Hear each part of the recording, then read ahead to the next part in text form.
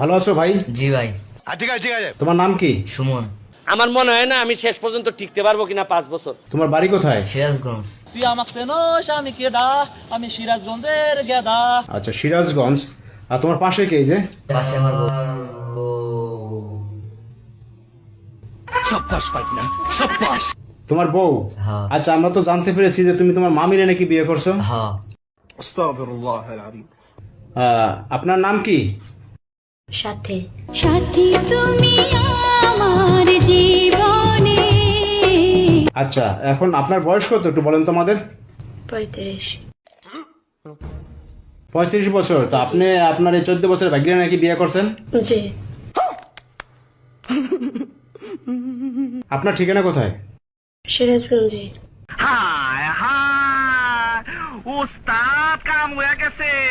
আর এই আপনার ভাগ্না হচ্ছে আপনাদের বাড়িতে থাকতো? জি। ওখানে আমাদের মাঝে দুজনের ভালো লাগে, প্রেম ভালোবাসা হয়, তারপরে আমরা দুজনে পাড়ায় যা বিয়ে করি।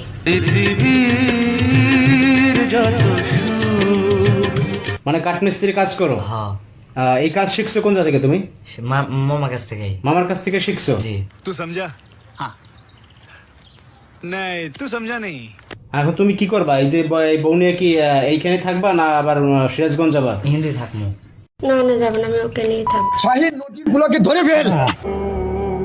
এই জন্যে আমি বারবার আপনাদেরকে মনে করে একটা কথা, আমার জীবন থেকে উপলব্ধি করি একটা কথা, যে একমাত্র আল্লাহ ছাড়া এই পৃথিবীতে এবং পরকালে আমাদের আপন বলে কেউ নাই। বাকি সবাই সবার স্বার্থের জন্য আছে। মানুষ মানুষের অবস্থানকেই মূল্যায়ন করে, মানুষ মানুষের অবস্থানকেই মূল্যায়ন করে। আল্লাহ রাব্বুল আলামিন আপনার ভিতরটাকে ভালোবাসেন। দেখেন, আপনি যখন নামাজ পড়েন নাই, আল্লাহ পাক কিন্তু আপনাকে ধ্বংস করে দেন নাই।